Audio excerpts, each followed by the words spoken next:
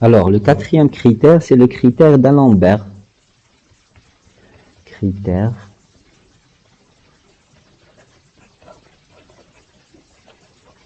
d'Alembert. Alors, qu'est-ce qu'il dit de ces critères? Si on a une série à terme positif, je calcule la limite. Donc, on calcule la limite de un plus 1 sur un.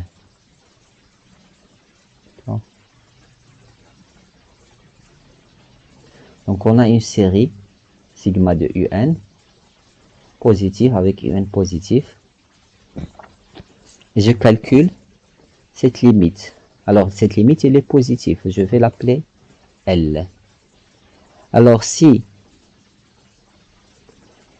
L est inférieur à 1, c'est-à-dire entre 0 et 1, alors on dit que la série sigma de un est convergente. Ça, c'est la première chose. La deuxième chose, si L supérieur strictement à 1, c'est-à-dire plus l'infini ou supérieur strictement à 1,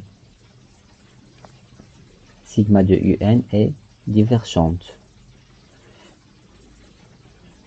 Dans le cas si L égale à 1, on ne peut rien conclure, on ne peut rien dire. Il faut trouver une autre méthode.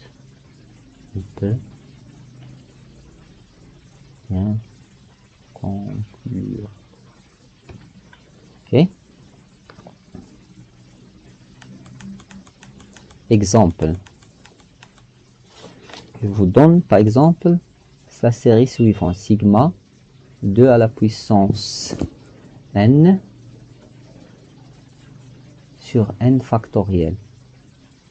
Cette série, n bien sûr, ça commence ici à partir de 1. Est-ce qu'il est convergente ou divergente?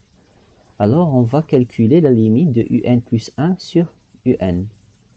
Donc, un plus 1 sur un, la limite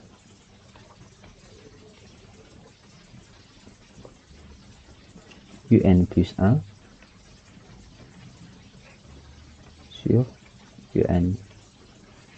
Donc, c'est la limite. un plus 1, c'est quoi? Donc, ça c'est un. Donc, un plus 1, ça va être 1.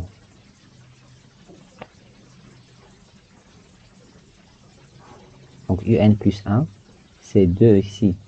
N plus 1 sur n plus 1 factoriel. Divisé par un. Donc, c'est-à-dire ici, ça va être 2 à la puissance n. C'est l'inverse. Ici, n factoriel. Alors ça, on peut simplifier les choses. 2 à la puissance n plus 1 avec 2 à la puissance n, ça reste seulement 2. N plus 1 factoriel divisé par n factoriel, ça reste n plus 1. Parce que n plus 1 factoriel, c'est n plus 1 fois n factoriel. D'accord? Donc n factoriel se simplifie. Donc n plus 1 factoriel, c'est quoi n plus 1 factoriel? Je peux l'écrire comme ça. Encore une fois, je n'arrive pas à voir. C'est n plus 1 multiplié par n factoriel. C'est ça n plus 1 factoriel. Donc je n'arrive pas à voir le stylo. Pourquoi? Ça arrive.